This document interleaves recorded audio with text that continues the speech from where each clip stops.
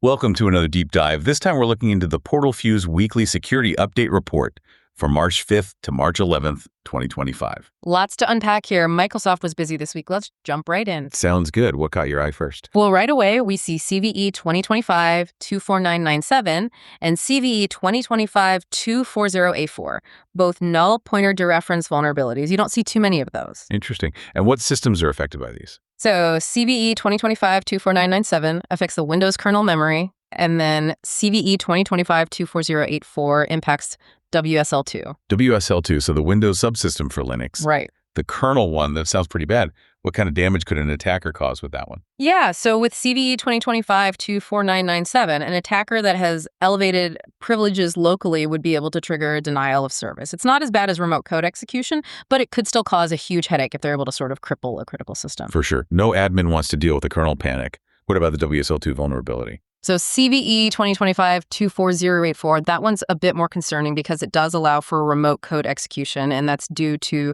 an untrusted pointer deference in the WSL kernel. And it can be exploited without any user interaction, so an attacker could essentially inject and execute malicious code on a machine that is vulnerable. Not great. Hopefully people have automatic updates turned on for that one. Speaking of updates, what does patching look like for these two? Yeah, so Microsoft, they've released security updates for both of these vulnerabilities. CVE 2025-24997, you're going to need to apply updates 5053598, 5053636, 5053606, or 5053603. It depends on what specific Windows version you're running. And for CVE 2025-24984, they've got patches covering various versions of Windows Server and Windows 11. Makes sense. Okay, moving on, we see CVE 2025-24996, a spoofing vulnerability in Windows NTLM. Yes, this one's a fun one. So this one allows unauthorized attackers to perform, spoofing attacks over a network. And what's really bad about this is they don't need any kind of special privileges to do it. Just interacting with the malicious file could be enough to trigger this, even just like previewing it. So even a low-privileged user could still do a good amount of damage. Exactly. A successful exploit could lead to a complete loss of confidentiality. Not good at all. What can we do about this? Well, luckily, Microsoft released security updates for this on March 11th. For Windows Server 2016, you'll want to run the command wusa.exe install kb.5053594. For Windows 10 version 22H2, the command to run is wsa.exe install kb.5053606. And lastly, for Windows Server 2022, you'll need to run wsa.exe install kb.5053603. We're glad to hear it. Looks like we have a couple of privilege escalation vulnerabilities next with CVE 2025-24988 and CVE 2025-24987, both impacting the Windows USB video driver. Yeah, these two are a bit worrying because they can actually be exploited through, a physical attack. The root cause is out-of-bounds reads, which can be leveraged to gain unauthorized access to system privileges. Oh, wow. So just having physical access to a machine, right, you could escalate privileges that way. Yeah, and they wouldn't need any special privileges or user interaction to do so. If they can play in, a malicious device, that's all they would need. Makes them pretty dangerous. So what about patching? Well, Microsoft released security updates for a lot of Windows versions, so make sure your systems are patched up. Good to know. Okay, let's move on to CVE 2025-24994 and CVE 2025-240076, both relating to improper access control in the Windows cross-device service. Right. With these vulnerabilities, an attacker who already has access to the system could use them to gain elevated privileges locally. No remote exploit, which is good. So more of an internal threat then. Exactly. They would need to trigger certain events on the system to pull this off, potentially like manipulating a database or something. And if they're successful, they could end up with system privileges, which is not good. That's scary stuff. What should we do to mitigate that? Microsoft has rolled out security updates for the affected Windows versions. So, as always, staying up to date is key. Now, let's talk about the vulnerabilities affecting Windows Hyper-V, CVE 2025-235-23050, and CVE 2025-24848. These are both heap-based buffer overflows that could allow an attacker to elevate privileges locally. Hyper-V exploits are always a concern. What do we need to know about these ones? Well, they don't require user interaction for exploitation, but the attacker would need at least low-level privileges to actually launch the attack. If it's successful, they could potentially gain system privileges. Microsoft, of course, has released security updates addressing a range of Windows Server and Windows 10 versions. Okay, so let's see what we've got next. Looks like some use after free vulnerabilities. CVE 2025-24046, which affects the Microsoft streaming service. CVE 2025-24044, which impacts the Windows Win32 kernel subsystem, and CVE 2025-24072 in the Microsoft Local Security Authority server. Yeah, all three of these vulnerabilities could allow an attacker to escalate privileges locally. Good news is Microsoft has already released updates covering a wide range of Windows versions. It's good. So it's just a matter of applying those patches. Exactly, especially since these can be exploited without any user interaction. Staying on top of updates is critical. Definitely. It's pretty incredible how many of these don't even need any user interaction. Shows how important being proactive with security is. I totally agree. Okay, so let's look at CVE 2025-24035, which impacts Windows Remote Desktop Services. RDP, it's always a target. What's the issue with this one? So this one comes about because sensitive data is stored in memory that isn't properly locked. So unauthorized attackers could execute code over a network by taking advantage of this weakness. And it can be exploited remotely without needing any authentication. Sounds like a recipe for disaster. What's the fix? You guessed it, patching. Patching. Microsoft has released a fix, and applying it should be a top priority for anyone running remote desktop services. That makes sense. Okay, next we have CVE 2025-21247, and this one affects the Windows May Perl to Zone feature. This is an interesting one. With this, an attacker could bypass security features over a network by exploiting the way path equivalence is resolved. And it can be exploited remotely, and they don't need any special privileges to do it. Mainly, it's a confidentiality concern. It could potentially expose sensitive data. So not as dangerous as like remote code execution, but still something to be concerned about. Definitely, yeah. Data breaches can be just as damaging as a full-on system compromise sometimes. Luckily, Microsoft has released security updates for it. Good. Okay, let's talk about CVE 2025-2180. This one is another heap-based buffer overflow vulnerability, but this time in the Windows XF8 file system. Right. With this one, an attacker could execute code locally if they can trick a user into mounting a specially crafted virtual hard disk. So social engineering is a big part of this one, then. Exactly. User education and awareness are key here. Microsoft has issued an official fix, so make sure to apply those updates and, train your users to be careful. Let's look at CVE 2024-9157 next. This one is a DLL loading vulnerability in the Synaptics audio effects component used by Windows. Right, and this one could lead to privilege escalation. The good news is it hasn't been publicly exploited yet, but Microsoft has already released security updates as a preventative measure. It's good that they're staying ahead of that one. Now let's discuss CVE 2025-26645, a critical vulnerability in the remote desktop client. This one's nasty. Unauthorized attackers could potentially execute code remotely over a network by taking advantage of a relative path traversal issue. But to do this, they'd have to lure a user to a malicious remote desktop server. Sounds like, again, user awareness is really important here. It really is. Users need to be careful about connecting to, remote desktop servers that they don't recognize or that seem suspicious. And of course, applying the security updates released by Microsoft is vital. Okay. Moving on to CVE 2025-26633, a security feature bypass vulnerability in the Microsoft Management Console. Right. This one involves improper neutralization. To exploit it, an attacker would have to get users to open specially crafted files, but Microsoft has released a fix for it. So as always, make sure your systems are updated. All right. Next is CVE 2025-24995, a heap-based buffer overflow vulnerability in the kernel streaming WOW Thunk service driver. Right, so with this one, an attacker could exploit this vulnerability locally to increase their privileges. They could potentially gain system-level access. Luckily, Microsoft has released security updates, so apply them as soon as possible. Okay, next we have CVE 2025-24993.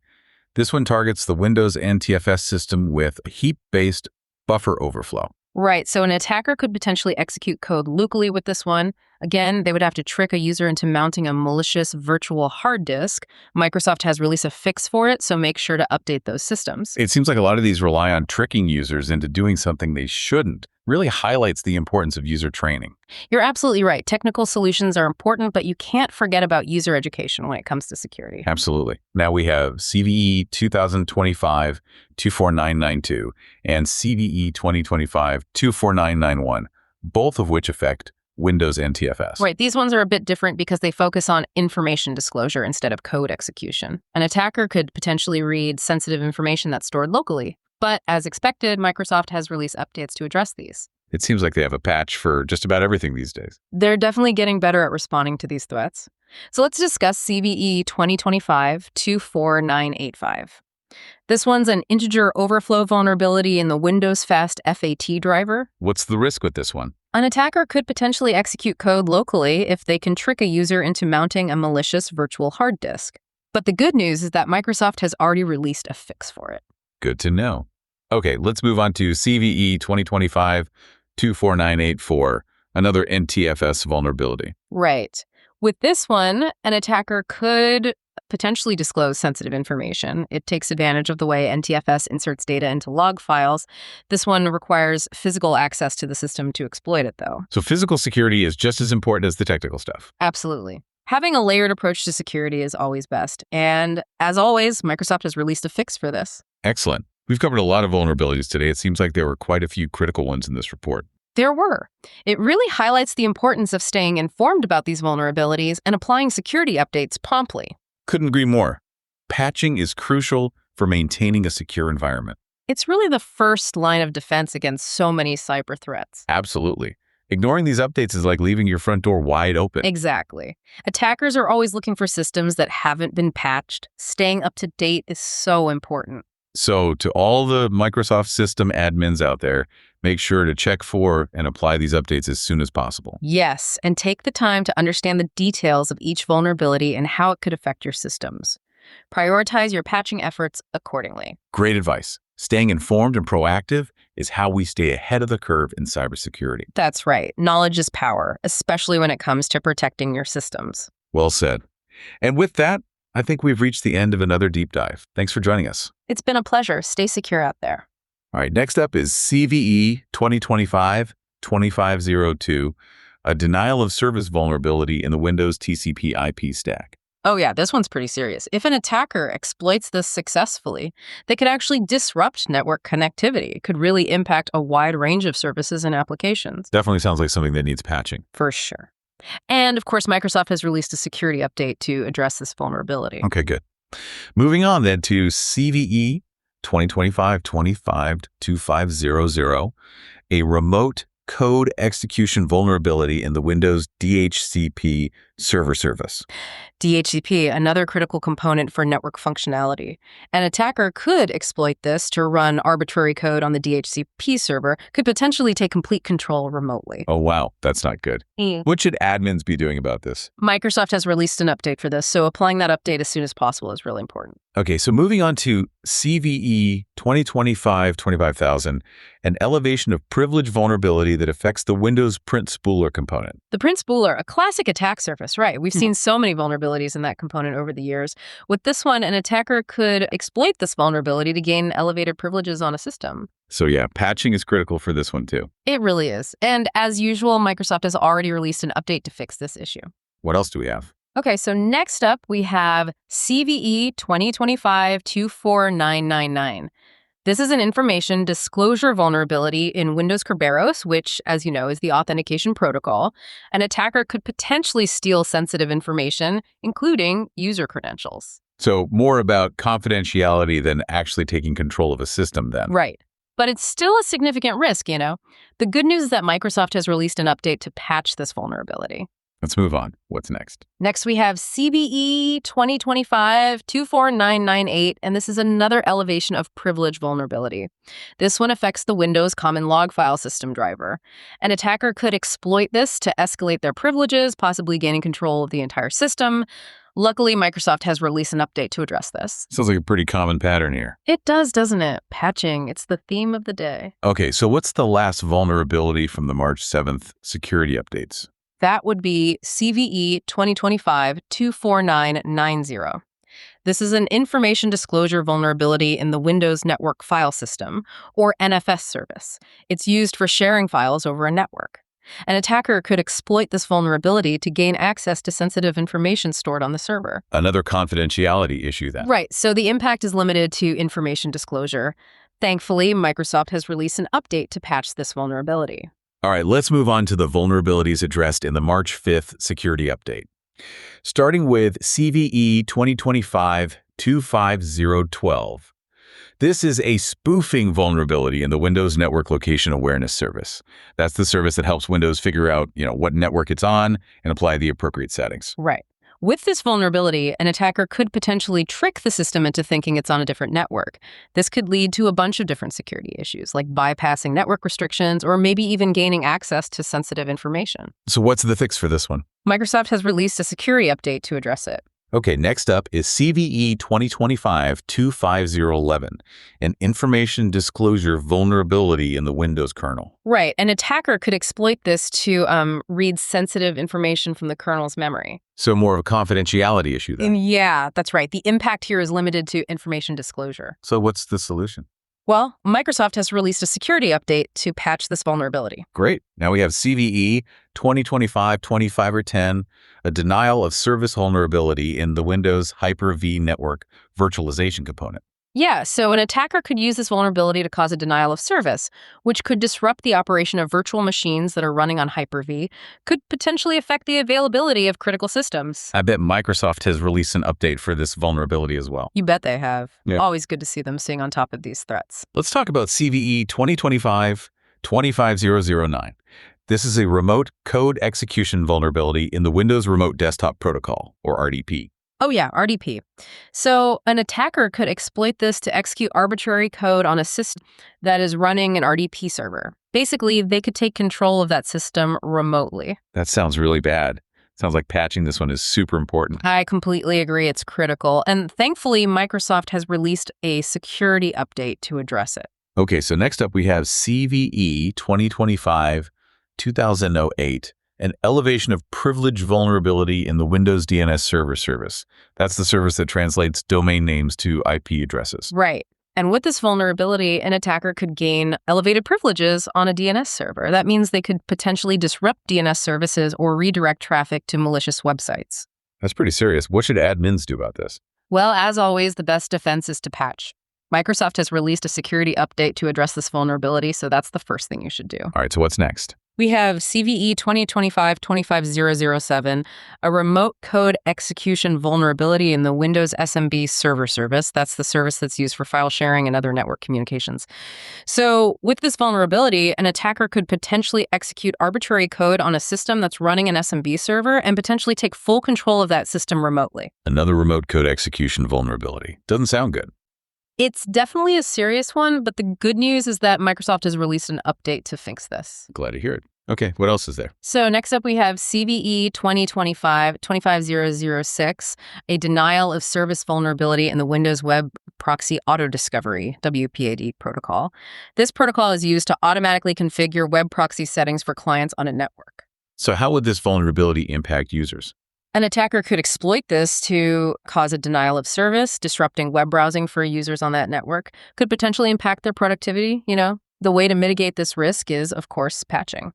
And I'm assuming Microsoft has released an update for this as well. You assume correctly. They've been very responsive in addressing these vulnerabilities. Okay, good. What's the last vulnerability on our list for this part?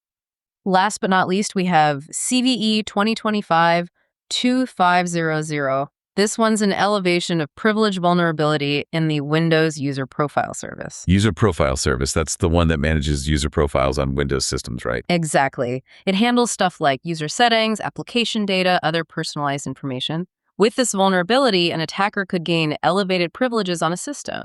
That means they could potentially access sensitive information or even take control of the whole system. So yeah, another case where patching is essential. You got it.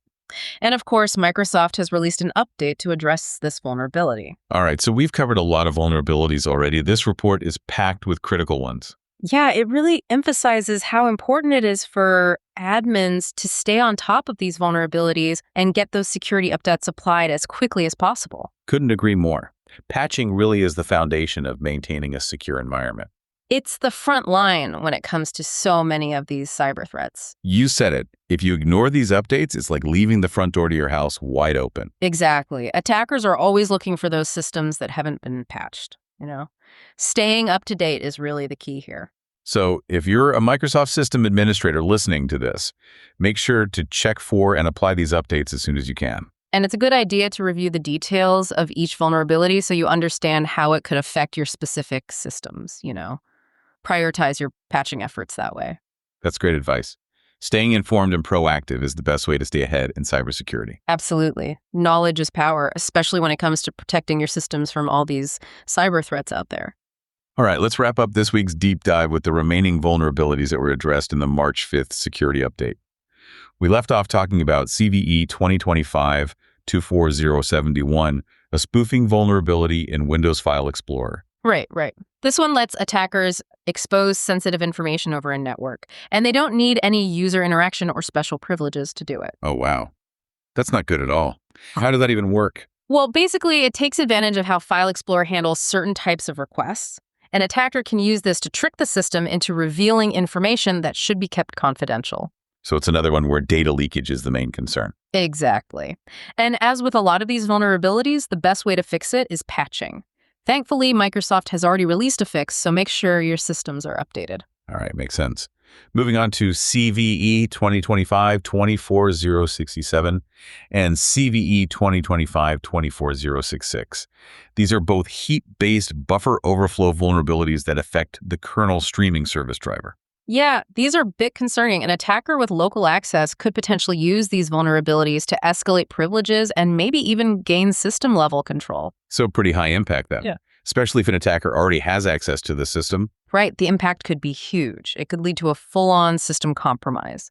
Thankfully, Microsoft has released security updates that cover a wide range of Windows Server and Windows 10 versions. Good. So let's talk about CVE 2025-24061, a bypass vulnerability in the Windows Mark of the Web feature, MOTW. Yes, this one could let an attacker get around security measures that are supposed to protect users from malicious content downloaded from the internet.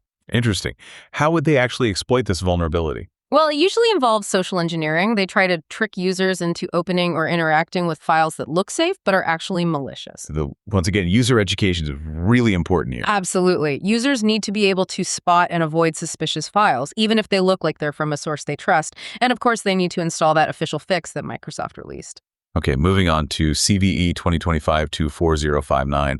This one deals with incorrect numeric type conversion in the Windows Common Log file system driver. Yeah, so with this one, an attacker that has local access could potentially escalate their privileges to the system level, and they could do it without any user interaction. Oh, wow. So another high-severity vulnerability, then, one that could lead to full system compromise. Definitely.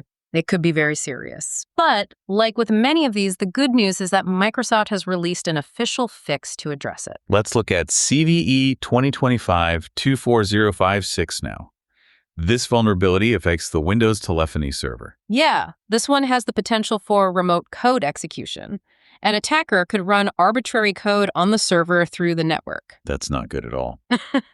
What are the details of this vulnerability? Well, there's a flaw in the way the server handles certain requests.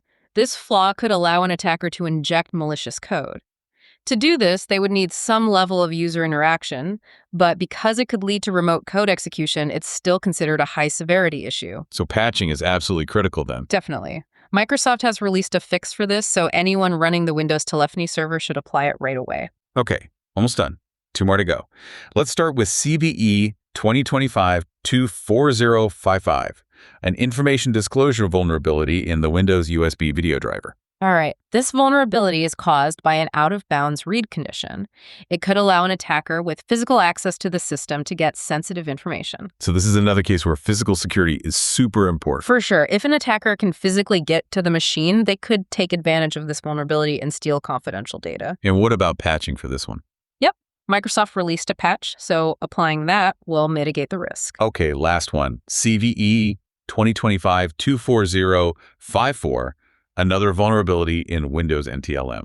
This one allows unauthorized spoofing over a network, and they don't even need any prior privileges to do it. What's worse is it can be exploited remotely, and it doesn't need much user interaction at all. So this is another one that's easy for attackers to take advantage of. Yeah, it really shows why you need to be careful and proactive about security.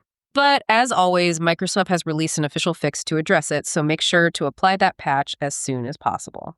Well, we've certainly covered a lot of ground in this deep dive into the Portal Fuse report. Seems like every week there's a whole new bunch of critical vulnerabilities to worry about. You're telling me?